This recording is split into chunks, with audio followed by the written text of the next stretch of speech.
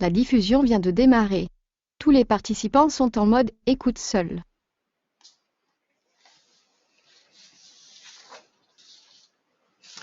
Bonjour à tous.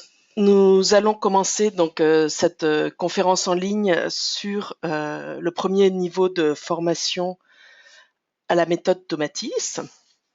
Donc avant de commencer, je vais vous expliquer un petit peu comment on va fonctionner.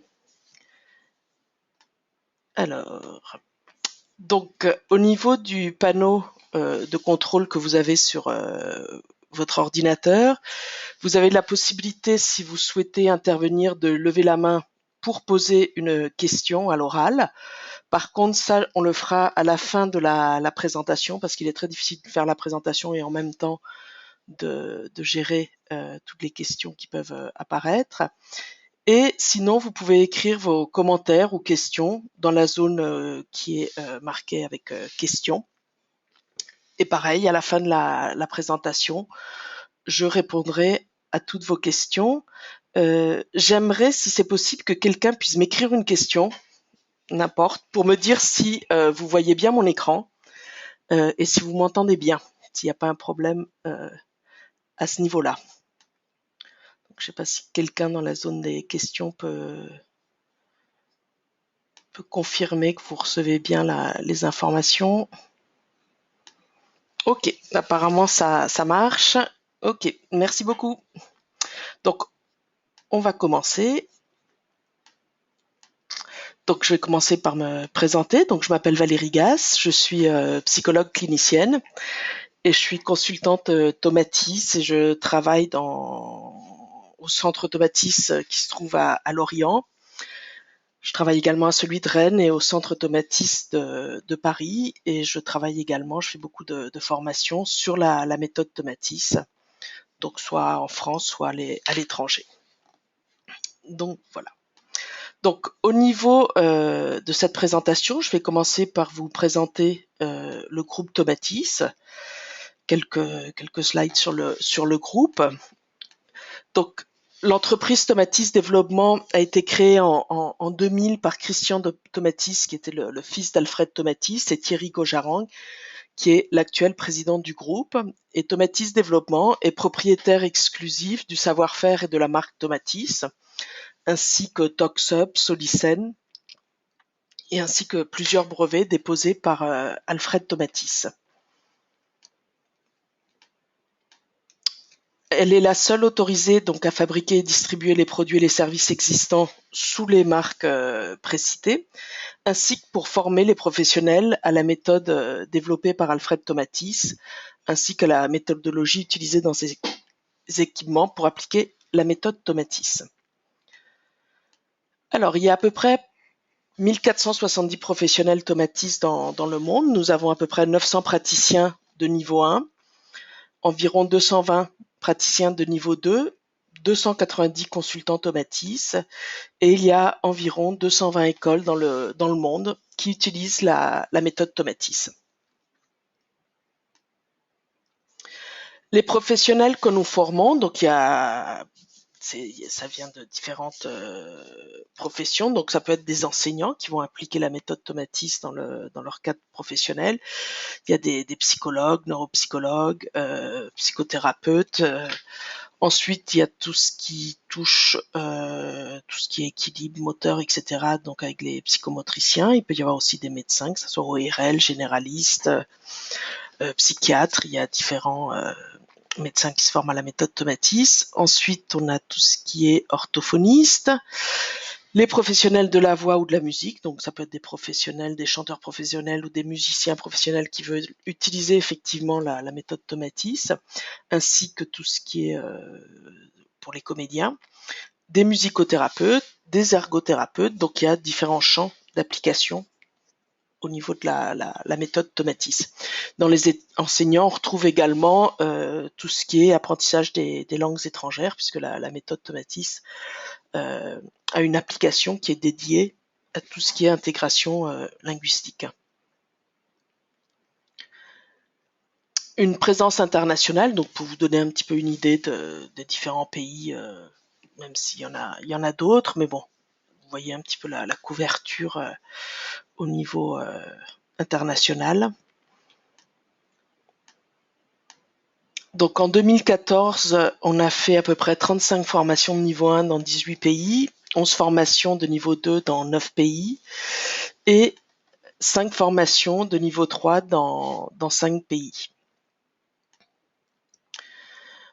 Le site web tomatis.com, je ne sais pas si vous avez eu l'occasion de le visiter, est traduit en 11 langues. On a à peu près 360 000 visites par an et il y a à peu près 3000 demandes de formation qui nous arrivent par ce biais-là. Vous avez également le site web tomatisassociation.org qui est intéressant puisque c'est sur ce site où on essaye de regrouper toutes les recherches, tous les documents qui ont pu être écrits par Tomatis ou des recherches ou autres documents qui concernent la méthode Tomatis. Donc si vous cherchez des informations au niveau recherche, etc., c'est sur ce site web que vous pourrez le trouver. Ici, vous avez l'équipe Tomatis, donc avec Thierry Gojarang, donc qui est le président, puis bon, les différentes membres de l'équipe. Donc ce qu'on va faire aujourd'hui, donc je vais vous présenter la méthode et ses applications. On va voir comment on peut utiliser la méthode en tant qu'outil complémentaire dans une activité professionnelle et quels peuvent être les bénéfices pour les clients. Quelques informations sur les différents niveaux de la formation officielle et surtout répondre à toutes les questions que vous puissiez avoir concernant la formation ou la méthode Tomatis elle-même. Donc, on va commencer par la méthode Tomatis. Donc, qu'est-ce que la méthode Tomatis et comment elle agit? Donc, elle a été créée par le docteur Alfred Tomatis, qui était ORL. Donc, c'est un entraînement de l'écoute qui se fait par stimulation auditive neurosensorielle et qui permet une gymnastique auditive de manière mécanique qui redonne sa fonctionnalité donc aux muscles du marteau et de l'étrier au niveau de l'oreille moyenne et qui restitue les fréquences qui étaient perçues de façon distordue puisqu'il peut y avoir des distorsions au niveau de l'écoute en fonction de la tension justement de ces deux muscles au niveau de l'oreille moyenne.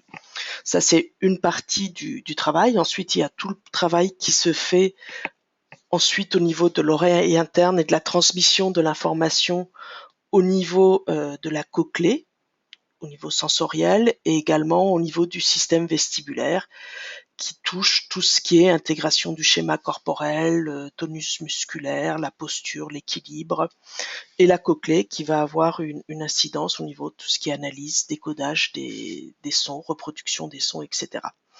Et donc cette rééducation se fait grâce à l'oreille électronique qui a été conçue spécifiquement pour cet objectif.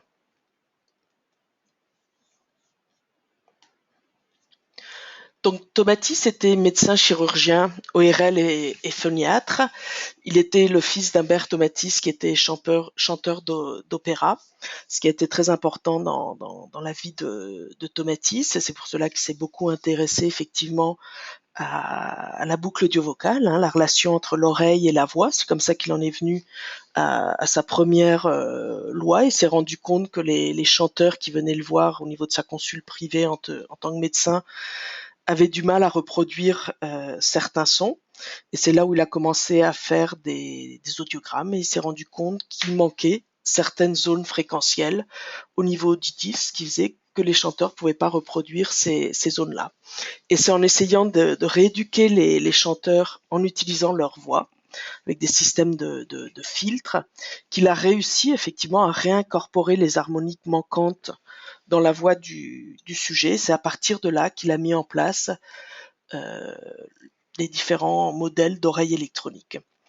Il a également travaillé pour le ministère du Travail sur les pertes auditives professionnelles et donc intensivement, comme je disais, avec les chanteurs professionnels.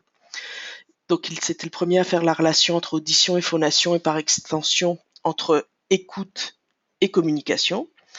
Il était également enseignant à l'école d'anthropologie et à l'école de psychologues praticiens de Paris. Il a écrit 14 livres, donc il y en a 4 qui sont traduits en anglais, de nombreux articles. Et comme je vous disais, vous pourrez retrouver, alors pas les livres, mais la plupart des articles sur le site tomatisassociation.org. Donc l'oreille est la porte d'entrée de 80% de l'information qui est traitée par le cerveau.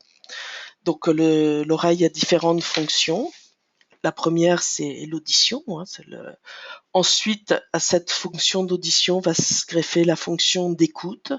Elle a une autre fonction qui est également moins connue, qui est celle de donner de l'énergie corticale au cerveau. Les sons permettent de dynamiser le cerveau et sa fonction au niveau du système vestibulaire en ce qui concerne tout ce qui est équilibre et coordination motrice.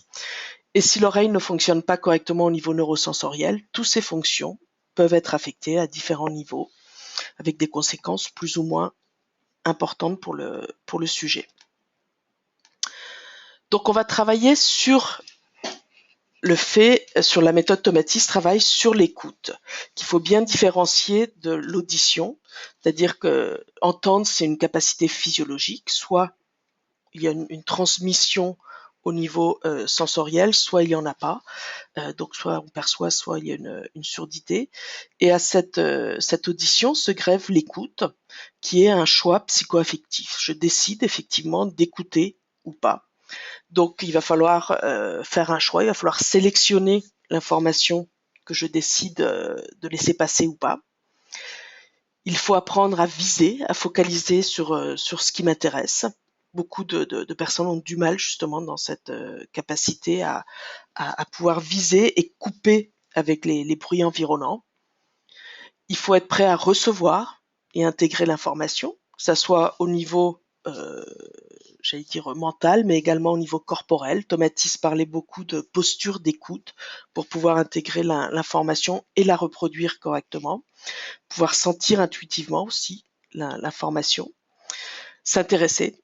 C'est clair qu'il y a une question de motivation qui entre en jeu au niveau de l'écoute et une capacité, effectivement, la capacité de pouvoir se concentrer pour viser correctement au niveau de l'information. Donc, il faut l'audition sur laquelle va se greffer effectivement l'écoute. Par contre, je peux avoir une mauvaise audition et une bonne écoute, comme je peux avoir une excellente audition et une très mauvaise écoute. Donc, Tomatis disait, entendre, c'est se laisser approcher par le son et avoir la notion qu'il est là. C'est dans une certaine mesure se laisser passivement envahir par lui. Écouter est un engagement total du corps afin que l'être qui est à l'intérieur de ce corps puisse bénéficier de ce qu'il désire percevoir. Donc la notion de désir est très importante au niveau de l'écoute. Ici, on vous a mis une définition au niveau de l'écoute qu'on utilise de manière générale. C'est donc l'écoute est la capacité à pouvoir utiliser son oreille d'une manière attentive dans le but d'apprendre et de communiquer et sans que cela soit perturbant sur le plan émotionnel. Donc, comme je le disais, il ne faut pas confondre écouter et entendre. L'écoute est à l'audition, ce que la visée est à la vue. Donc, l'écoute rentre effectivement, est une action et demande un effort, demande beaucoup d'attention, de concentration, toutes ces capacités-là. Alors, pourquoi, si notre audition est bonne, on peut perdre ses capacités d'écoute sur le plan neurosensoriel? Alors, il y a plusieurs possibilités. Donc, il peut y avoir des pathologies qui vont affecter l'audition et qui vont avoir des conséquences au niveau de l'écoute. Ça peut être des surdités, des traumas auditifs, des tumeurs, des infections, des otites à répétition, etc. Ensuite, il peut y avoir des systèmes de défense psychologiques qui peuvent être dus au stress. En général, c'est assez souvent le cas, ou à des tensions, ou à des traumatismes psychologiques qui vont faire, on pourrait dire, qui vont faire qu'on va fermer son écoute. Alors on perçoit, mais on n'arrive pas à intégrer, à écouter correctement l'information qui nous intéresse. Donc il y a la capacité auditive, ensuite il y a la capacité d'écouter ce qu'on entend sans aucune distorsion, la capacité à comprendre ce qu'on a écouté à un niveau cognitif et perceptif, ce qui va avoir ensuite une incidence sur les apprentissages cognitifs, la perception de la réalité, le langage, la communication. Et au niveau de la méthode Tomatis, on va intervenir à ce niveau-ci, c'est-à-dire la capacité d'écouter sans qu'il y ait de distorsion dans l'intégration de l'information. Quand on parle de distorsion, ça peut être des distorsions qui sont dues à un décodage, une analyse qui n'est pas correcte au niveau des sons, ou ça peut être des distorsions au niveau également émotionnel, qui vont avoir des conséquences très importantes au niveau de l'écoute. Si on prend un exemple par rapport au stress, quand je suis extrêmement stressé, il est très difficile d'écouter, de pouvoir intégrer ce que notre interlocuteur est en train de nous dire. Par le stress va prendre le contrôle et nous empêcher effectivement de viser, d'intégrer l'information. Donc, il va apparaître ce qu'on appelle des distorsions d'écoute. Elle est perturbée quand le cerveau n'arrive pas à se concentrer sur le message auditif pour l'analyser et l'interpréter, et il ne peut pas gérer de manière satisfaisante les émotions que peut déclencher le message. Il faut savoir que comme l'audition, c'est un sens, toute information sonore va passer par plusieurs traitements au niveau du cerveau, et un des noyaux par lequel il passe va être le thalamus, qui est en lien direct avec le système limbique, qui gère toutes nos émotions. Donc, à partir de là, tout son qui rentre peut avoir une connotation positive ou négative au niveau émotionnel, et peut faire en sorte qu'on crée des distorsions en fonction des informations ou de la voix, par exemple, de la personne qui me parle. On peut réagir à certaines voix, même si la personne nous a rien fait de particulier, parce que sa voix peut nous rappeler la voix de quelqu'un ou des zones fréquentielles de la voix d'une personne qui nous a posé des problèmes, qui nous a dérangés, etc. Donc pour écouter, il est nécessaire de pouvoir percevoir et analyser chaque partie du spectre sonore de manière très rapide et très précise, afin que le cerveau puisse codifier le message correctement et que le message codifié puisse être intégré sans qu'il y ait d'impact émotionnel négatif. Donc avec la méthode Tomatis, on va essayer d'enlever toutes les distorsions d'écoute qui peuvent exister.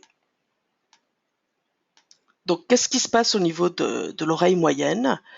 Dans l'oreille moyenne, nous avons les 3 osselets, donc qui sont les plus petits os du corps, et qui sont actionnés par deux muscles, le muscle du marteau et le muscle de l'étrier. Et donc, quand nous sommes tendus, de la même manière que nous tendons les muscles du corps, nous tendons également les plus petits muscles du corps, qui sont les muscles qui agissent sur l'oreille moyenne, le marteau et l'étrier. Et cette musculature a pour fonction de tendre ou de détendre la membrane tympanique pour permettre le passage de l'information de l'oreille moyenne vers l'oreille interne. Et quand ces muscles ne fonctionnent pas correctement, ils vont créer des distorsions d'écoute qui vont apparaître sur le test d'écoute. Donc on ne peut pas intervenir directement de manière manuelle sur les muscles de l'oreille, mais on peut agir afin qu'ils récupèrent leur fonctionnalité de manière mécanique, et c'est tout le but du travail sous oreille électronique. C'est-à-dire que Tomatis a basé le fonctionnement de l'oreille électronique sur le fonctionnement physiologique de la musculature de l'oreille. Donc ça marche avec l'intensité en fonction des fréquences qu'on va envoyer avec la musique qu'on utilise. On va tendre ou relaxer la membrane tympanique et on va obliger la musculature, le muscle du marteau et de l'étrier à se remettre en fonctionnement, si on peut dire ça comme ça. Donc ici, on a ce qu'on appelle une courbe idéale au niveau du test d'écoute Tomatis. Et ici, donc, on a des courbes avec des distorsions au niveau du test qu'on va essayer de corriger avec la méthode Tomatis. Donc l'oreille dans sa totalité est impliquée dans de nombreux mécanismes. Donc il y a un rôle dynamogène, il y a un rôle d'énergie, d'éveil cortical. Il y a un rôle très important au niveau de la motricité, puisque c'est l'oreille qui nous permet d'avoir une image globale au niveau de notre schéma corporel. Elle nous permet également de gérer tout ce qui est équilibre, tout ce qui est positionnement dans l'espace, de pouvoir se repérer en haut, en bas, devant, derrière. Elle joue donc un rôle important au niveau de l'attention, également au niveau de l'émotion et du stress, puisque tout, comme je vous disais tout à l'heure, tous les sons qui vont être analysés, décodés, peuvent avoir créé des réactions émotionnelles ou de stress si ces sons-là nous rappellent des situations difficiles. Ça va agir au niveau de la socialisation, puisque la communication, en général, la possibilité d'échanger avec les autres. Ça agit également sur tout ce qui est langage, que ça soit dans sa langue maternelle ou tout ce qui est apprentissage des langues étrangères et dans la communication de manière globale. Donc ça, c'est quelques-uns des champs d'application sur lesquels on travaille et sur lesquels l'oreille a une incidence directe. Pour Tomatis, la relation fondamentale oreille-voix dès les débuts de ses recherches est présente, ce qu'on appelle les lois Tomatis en médecine. Donc la voix ne reproduit que ce que l'oreille écoute. Et si effectivement au niveau de la voix il manque des harmoniques, c'est quelque part l'oreille n'est pas capable de les intégrer correctement. Et comme on a vu tout à l'heure, alors il peut y avoir des raisons physiologiques, des problèmes d'audition, quand on a une otite, notre perception n'est pas la même si après l'otite, elle se remet à l'écoute, si on peut dire ça comme ça. Donc tout ça a une incidence effectivement sur notre façon d'intégrer et de reproduire l'information. Au niveau linguistique, Tomatis a beaucoup travaillé sur ce qui est l'apprentissage des langues étrangères, puisqu'il a réalisé que pour chaque langue, il y avait ce qu'il appelle des bandes passantes, des zones sur lesquelles l'oreille va viser de manière plus particulière en fonction de chaque langue. Et donc, comme on peut voir ici, donc l'anglais, on va être plutôt dans cette zone fréquentielle. Alors, ça ne veut pas dire que l'anglais ne perçoit pas le reste des fréquences, c'est absolument pas le cas, puisqu'on a tous les mêmes oreilles, on perçoit tous les fréquences entre 20 et 20 000 Hz quand l'oreille est de bonne qualité. Ensuite, en fonction de notre langue maternelle, notre oreille va se formater de manière plus précise sur certaines sonorités, sur certaines harmoniques au niveau de la langue. C'est ce que Tomatis appelait les bandes passantes. Et donc, vous voyez, le français est plutôt entre 1000 et 2000, donc avec une bande passante qui n'est pas très large. Le nord-américain, donc zone française, ainsi un petit peu moins haut que l'anglais britannique. Le russe a une bande passante qui est extrêmement large, ce qui facilite l'apprentissage d'autres langues. Et souvent, les Slaves ont capacité à parler plusieurs langues. Ensuite, l'espagnol est nettement plus bas. L'italien est un petit peu au-dessus du français, et l'allemand qui a aussi une zone qui est assez large, plutôt au niveau des fréquences médium et graves. Donc, quand on travaille sur l'intégration linguistique, on va essayer, Tomatis a été le premier à dire que le fœtus entendait dans le ventre de la mère. Et donc, ce qui aujourd'hui est reconnu. Et Tomatis a bien analysé qu'il y avait deux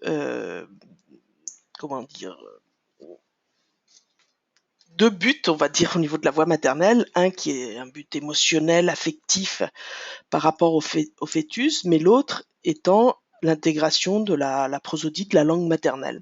Et donc, quand on travaille en intégration linguistique, on va utiliser ce même procédé pour ouvrir l'oreille et le cerveau, engrammer au niveau du cerveau les sonorités de la langue à intégrer et à reproduire. Et c'est pour ça que tout ce qui est intégration linguistique, il y a beaucoup de travail actif pour que le cerveau puisse intégrer la façon de reproduire les sons de la langue qu'on veut apprendre.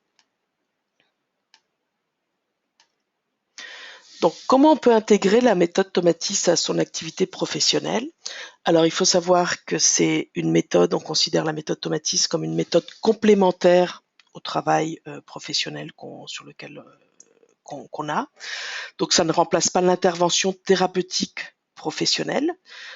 Ça va permettre d'accélérer les résultats à travers son action neurosensorielle. Au niveau de l'intervention thérapeutique, ça permet aussi de débloquer certains objectifs qui ont été mis en place au niveau professionnel. Donc, on considère que la méthode Tomatis est un accélérateur sur certains processus.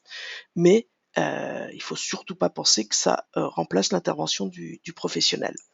Donc il y a des protocoles d'intervention qui sont spécifiques en fonction de l'intervention qu'on cherche à mettre en place et du champ d'application sur lequel on va travailler. En fonction de notre profession, on applique la méthode Tomatis dans ces champs professionnels-là.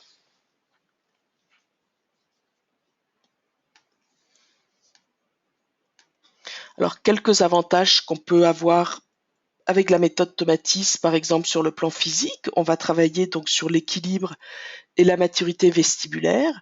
Donc, il peut y avoir des améliorations au niveau de la posture, au niveau du rythme, que ça soit pour la marche ou que ça soit au niveau musical, pour la danse, la latéralité, tout ce qui est coordination motrice, puisque le vestibule est en lien direct avec le cervelet, qui a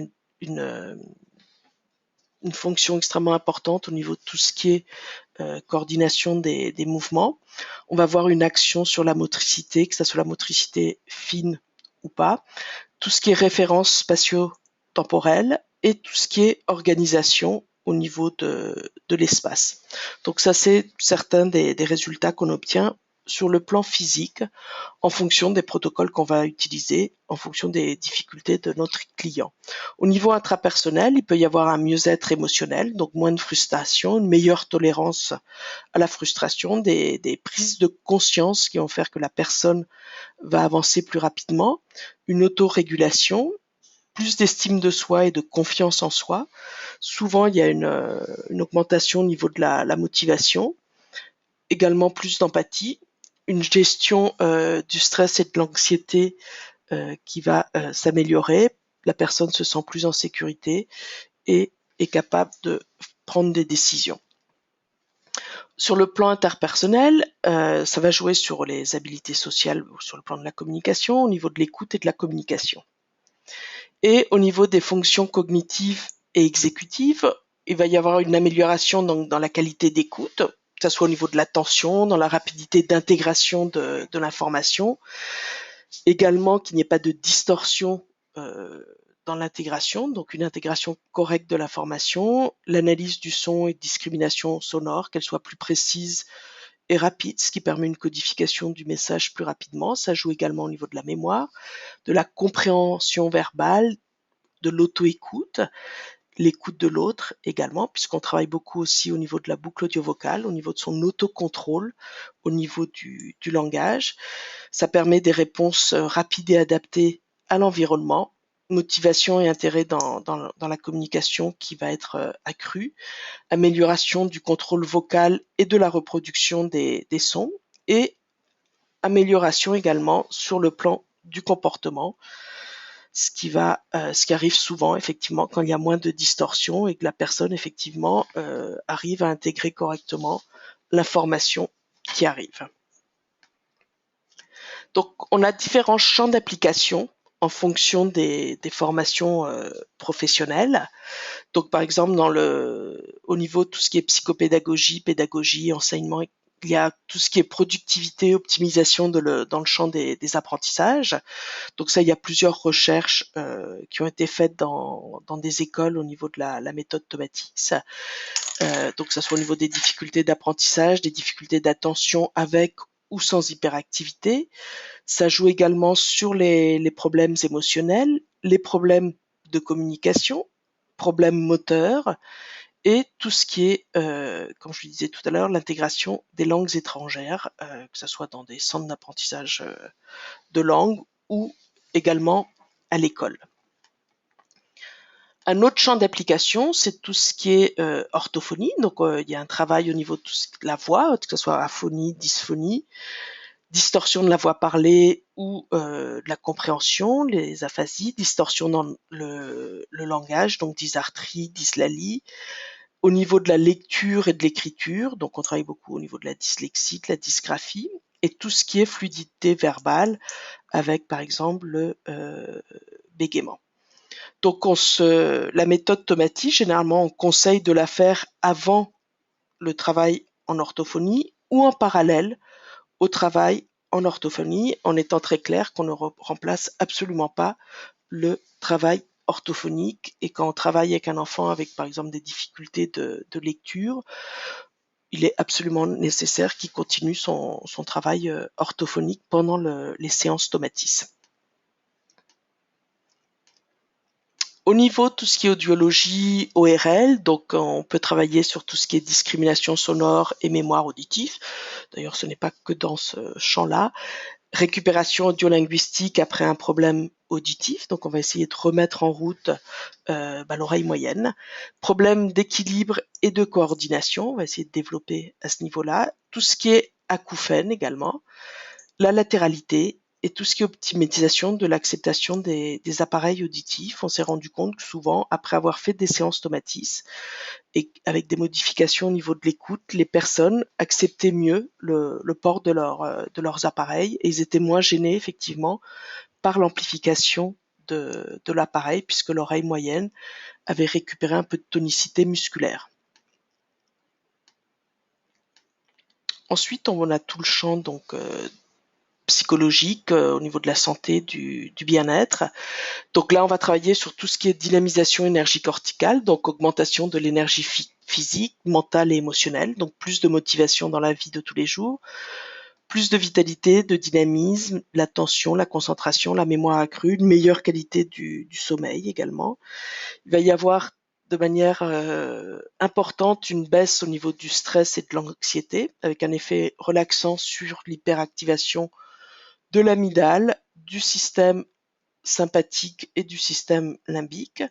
Donc lucidité personnelle, on va pouvoir penser, ressentir et agir dans la même direction. Donc ça permet effectivement au niveau du travail psychologique d'avancer plus rapidement. Ça n'empêche pas qu'il faut quand même faire le travail psychologique. D'autres champs d'application, donc tout ce qui est amélioration de la voix et de la musicalité, donc que ça soit au niveau de musiciens, chanteurs, comédiens au niveau professionnel ou de manière générale. Tout ce qui est, comme je disais, intégration des langues étrangères.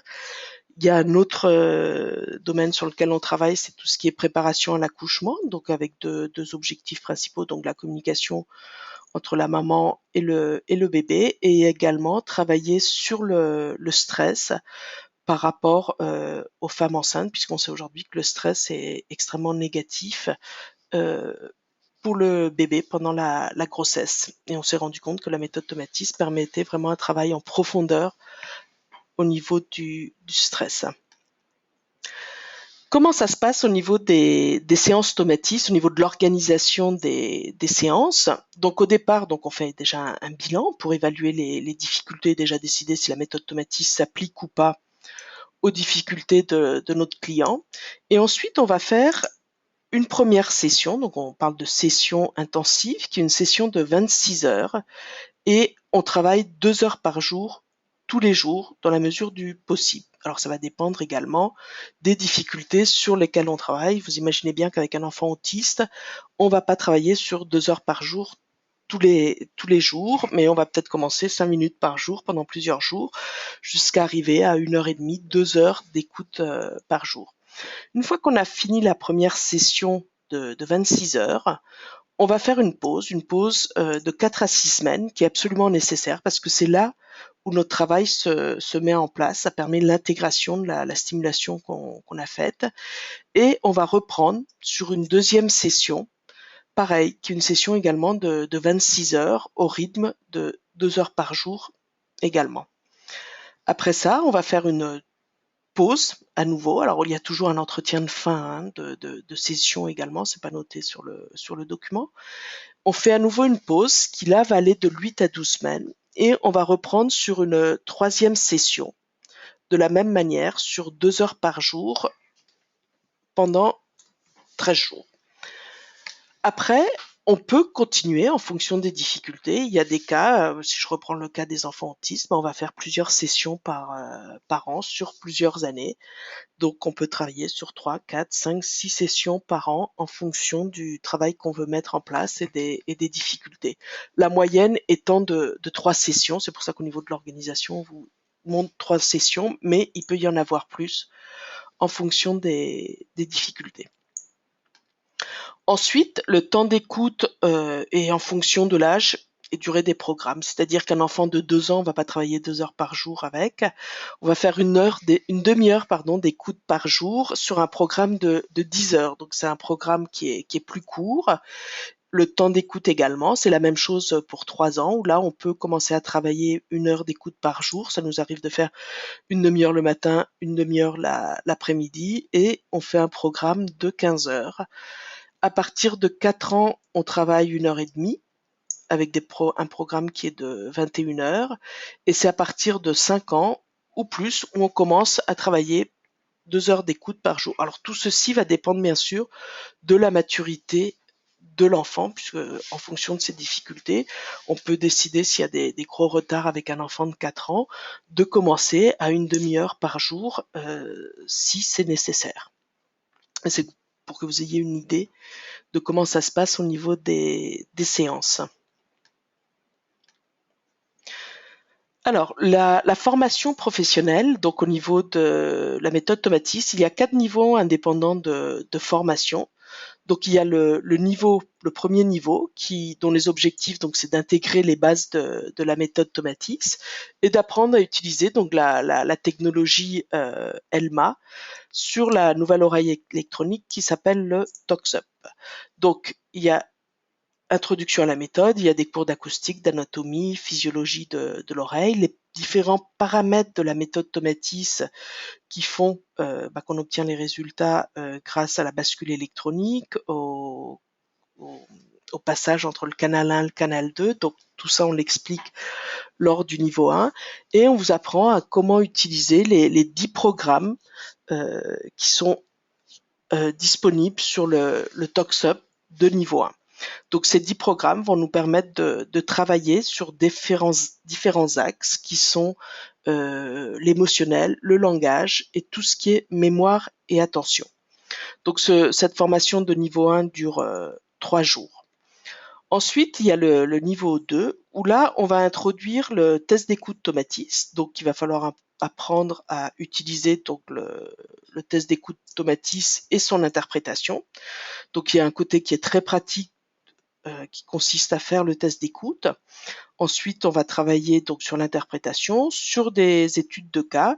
Et au niveau 2, on va également introduire le travail actif, c'est-à-dire le travail avec la boucle audio-vocale, où on peut travailler en faisant de la lecture à voix haute, répéter des mots, répéter des phrases en fonction du travail qu'on veut mettre en place.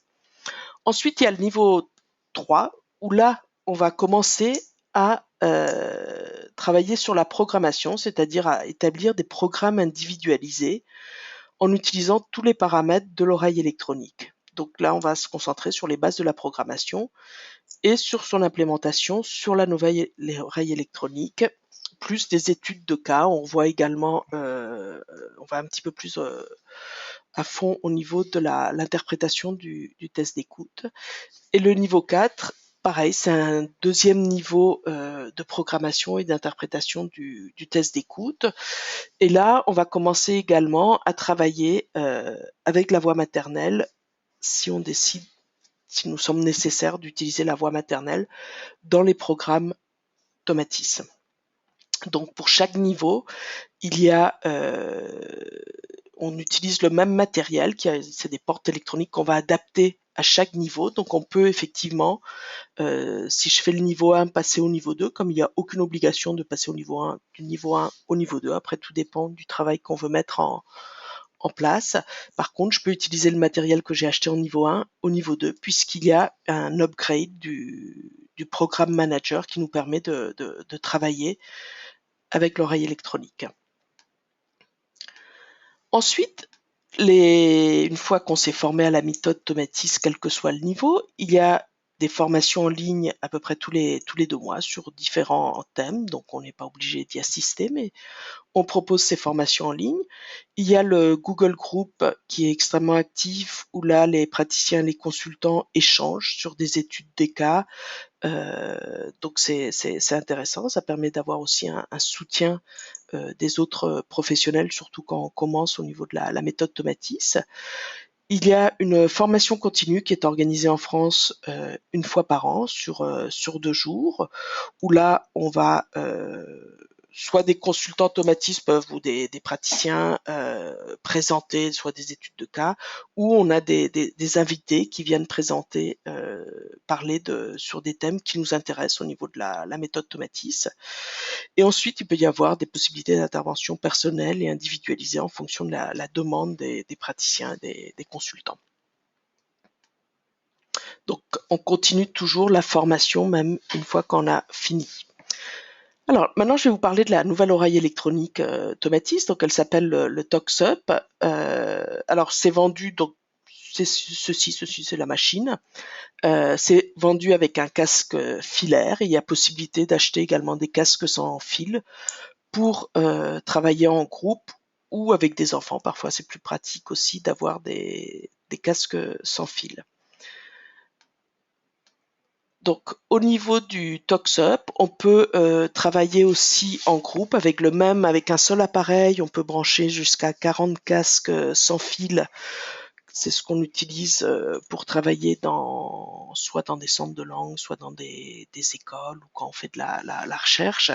Donc, on va brancher tout le monde sur le même appareil avec un programme qui sera le même. Donc là, on est dans des programmes de groupe.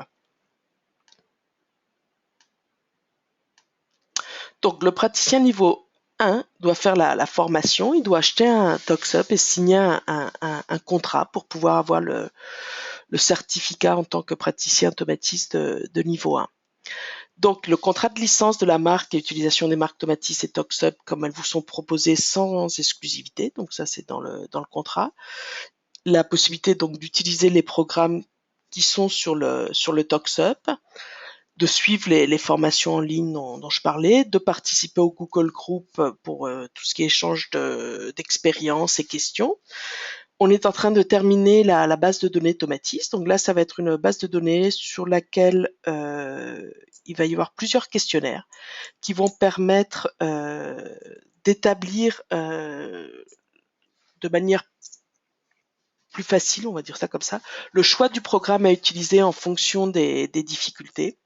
Donc il y a des questionnaires au niveau émotionnel, au niveau moteur, au niveau linguistique, et qui permettent également de mesurer les résultats avant et après les séances Tomatis.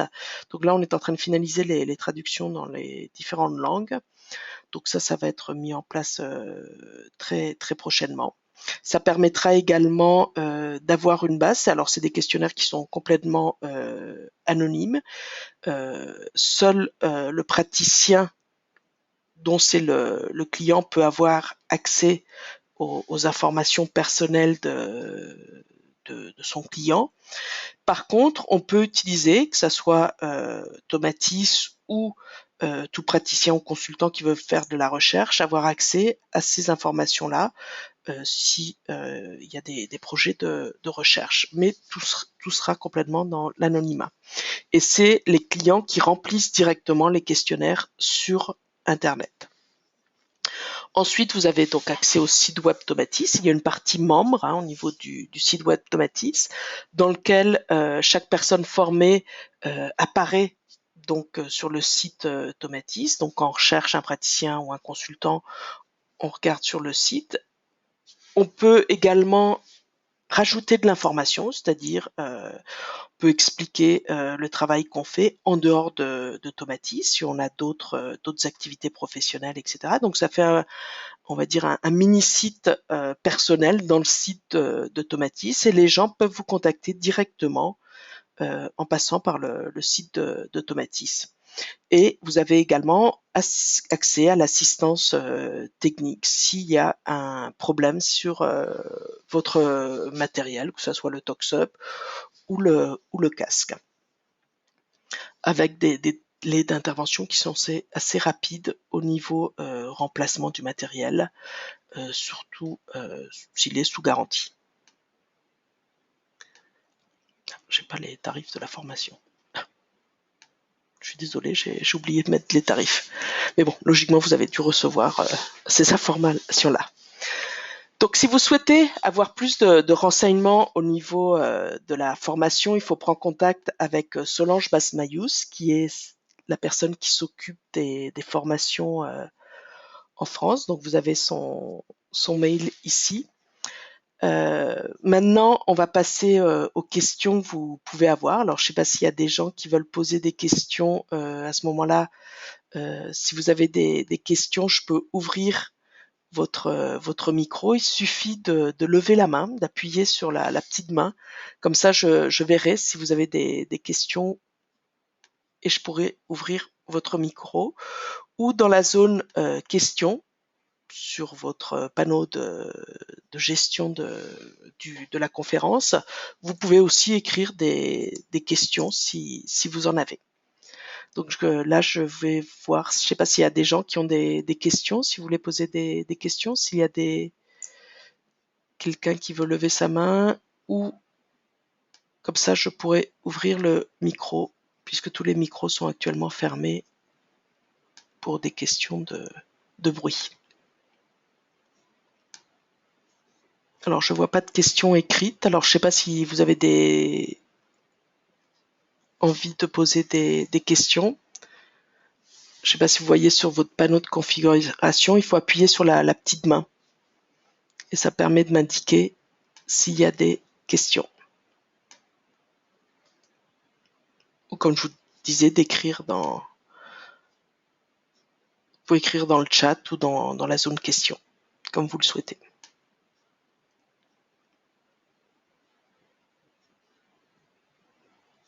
Alors la prochaine, il y a une question sur la prochaine formation de niveau 1. Elle va se faire au mois de juillet. Elle est prévue, j'ai pas la date exacte. Attendez. Oups.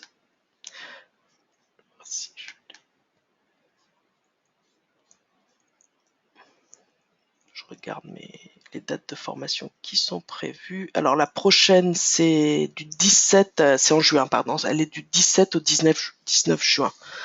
La prochaine formation de niveau 1 en France. Et ensuite, ça sera au mois d'octobre, la prochaine.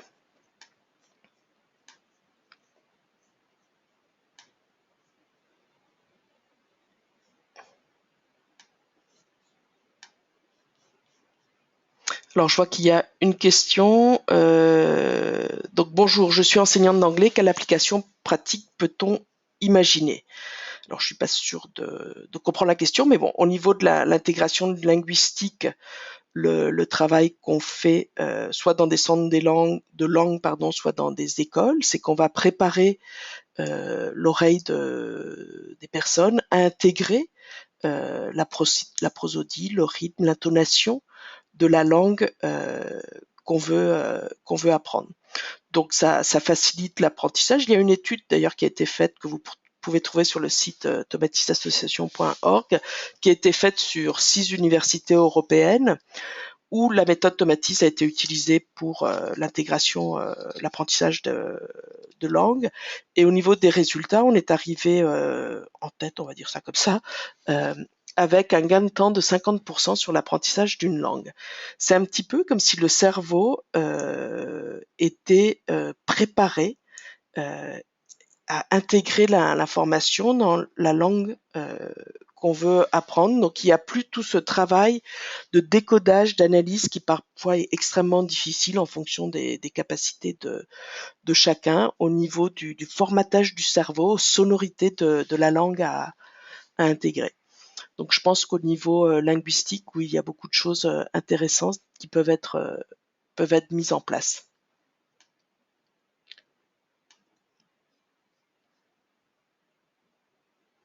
Alors, je reviens à mon tableau de bord. Hop. Alors, j'ai des petits points d'interrogation, donc je vais ouvrir les micros. Alors, je vais donner les prénoms parce que je vais pas donner les noms des personnes parce que pour des questions de confidentialité. Donc là, j'ai ouvert le micro de Yann. Alors, je sais pas si Yann veut poser une question ou pas. Oui, bonjour. Bonjour. C'était moi. Bonjour, c'était moi qui suis prof d'anglais justement D'accord, et qui m'intéressait. Donc vous avez déjà répondu à ma question. Merci. d'accord, ok. Merci. Alors, je vais ouvrir le micro de Céline. Oui, bonjour. Bonjour. Moi, en fait, je suis professeure de chant Oui. et j'ai donc dans mes élèves des élèves qui ont vraiment des difficultés à reproduire des sons justes. Mhm. Voilà, quand je leur joue une note ou quand je leur chante la note, ils n'entendent pas la note. Donc, je voulais savoir, avec la méthode Tomatis, est-ce qu'on constate vraiment une vraie différence au niveau de la reproduction du son quand c'est faux et quand c'est juste? A priori, oui, parce que souvent, le fait de ne pas pouvoir chanter juste, c'est ce qu'on n'entend pas. Oui. Voilà, il y a un défaut au niveau effectivement du retour de la boucle audio-vocale, ce qui fait qu'effectivement la personne peut avoir l'impression de chanter juste quand elle chante faux. Donc ça, c'est Mhm. les cas extrêmes, on va dire ça comme ça.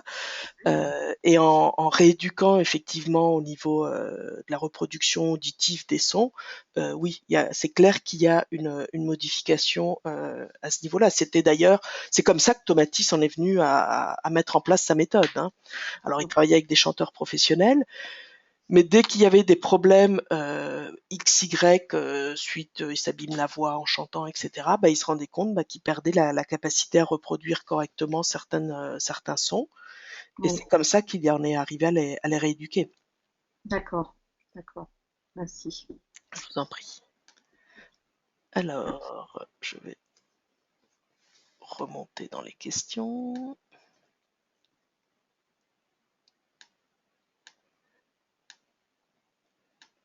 Alors, j'ai Monsieur Henri. Je ne sais pas si vous m'entendez. Hop, ok. Je vais descendre. J'ai ouvert le micro de Philippe. Je ne sais pas si Philippe peut poser une question.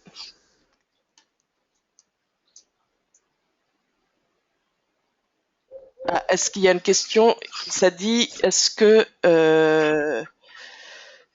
y a-t-il une prise en charge AFDAS pour le niveau 1 d'octobre? Là, il va falloir vraiment vous prendre contact avec Solange Bassemayus, parce que là, moi, je peux pas vous répondre. Je m'occupe pas du tout de l'administratif à ce niveau-là. Il y a des prises en charge AFDAS pour faire les séances Tomatis, ça c'est clair. Par contre, je sais pas au niveau de la formation professionnelle si l'AFDAS, mais bon, a priori, s'il y a des possibilités, je vois pas pourquoi il y aurait pas de prise en charge. Mais là, il faut vraiment passer par Solange par rapport à cette question-là. De toute façon, elle reviendra vers vous, je lui transmettrai l'information. Alors, je regarde les autres questions. Donc ça c'est fait. Je vais rouvrir le micro. Ok. J'ai ouvert le micro de Henri. Je sais pas s'il entend ou pas, s'il veut poser une question. Non, apparemment il ne doit plus être là, je ne sais pas.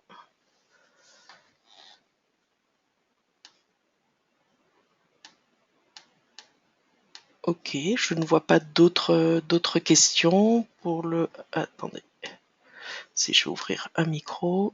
Alors là, je viens d'ouvrir le micro de Laetitia. Je ne sais pas si Laetitia a une question. Oui, bonjour. Bonjour. Je vais m'intéresser au niveau 1 et j'aurais aimé savoir concrètement, en passant ce niveau 1, au niveau professionnel, est-ce qu'on peut travailler sur des personnes qui sont en état de stress professionnel, sur tout ça? Ah oui, je pense que au niveau de la méthode Tomatis, au niveau du stress, je pense que c'est une des méthodes les plus intéressantes pour travailler à ce niveau-là. Après, la difficulté, j'allais dire entre guillemets, c'est que c'est des séances qui se font de manière intensive, donc on peut les faire chez soi, hein. Le matériel est complètement adapté pour faire les séances à la maison, parce que faire 2 heures par jour, ça peut créer un peu plus de stress aux personnes qui sont déjà stressées, dans le sens où elles se disent qu'elles ne voient pas quand elles vont pouvoir faire ça. Donc généralement, on peut aussi travailler 1 heure par jour, ou 1 heure le matin, 1 heure l'après-midi ou le soir, en fonction des disponibilités. Donc après, il faut vraiment, on gère en fonction de chaque cas. au niveau du temps. Alors c'est clair qu'il ne faut pas faire moins d'1 heure par jour, sinon on n'obtiendra aucun résultat au niveau de la stimulation neurosensorielle, mais on peut adapter en fonction des difficultés. Mais c'est clair que pour le stress, je dirais c'est une des méthodes que je recommanderais le plus sans hésiter. D'accord. Et le niveau 1 est suffisant ou bien sûr Tout à fait, tout à oui, fait. Les programmes avec lesquels on travaille au niveau 1 sont justement plutôt assez, j'allais dire, dédiés à ce genre de difficultés, hein, que ce soit au niveau émotionnel, stress. Donc, le niveau 1 est tout à fait suffisant pour travailler à ce niveau-là, oui. D'accord. Et le matériel, donc évidemment, il est conçu pour éventuellement donc prêter à la clientèle, enfin, voilà, mettre en place un dispositif de cette sorte. Ah, tout à fait, oui. Il est fait justement, ça fait quand même quelques années qu'on cherchait à sortir un matériel, une oreille électronique qui soit vraiment portable, parce que Tomatis en avait sorti une à l'époque, mais c'était pas portable, on va dire ça comme ça. Donc là, aujourd'hui, le matériel est complètement conçu pour travailler à la maison et que les personnes, il est facile d'utilisation et qu'il n'y ait pas de possibilité d'erreur sur comment la personne fait son programme à la maison. D'accord. Donc là, la personne peut lire les pistes audio une après l'autre et il faut commencer par la première, ensuite la deuxième, après la troisième. Et je peux pas revenir sur le jour 1 une fois que je l'ai fait pour éviter effectivement toute erreur dans le programme. D'accord. Et là, quand vous dites la personne lit oui, son travail en général, c'est de lire des pistes audio, c'est ça? C'est d'écouter la musique. Oui, donc l'écouter et de la lire, hein. Non, il faut pas la lire. Quand je dis c'est la lecture des pistes audio, je parlais du lecteur qui va lire la musique D'accord, oui, oui, du oui. matériel. Mais tout le travail Tomatis se fait au niveau de l'écoute, hein. Donc le but est de se relaxer, de se détendre pendant le temps d'écoute. Avec des musiques adaptées selon la Voilà, personne. on travaille qu'avec 3 types de musique. On travaille avec surtout Mozart, des chants grégoriens et quelques valses. C'est les 3 supports musicaux qu'on utilise en méthode Tomatis. Et on va, en fonction du programme, qui va être adapté en fonction des difficultés de notre client, effectivement. Très bien, merci. Je vous en prie. Alors, est-ce que j'ai d'autres personnes? Ok, je vois pas d'autres questions.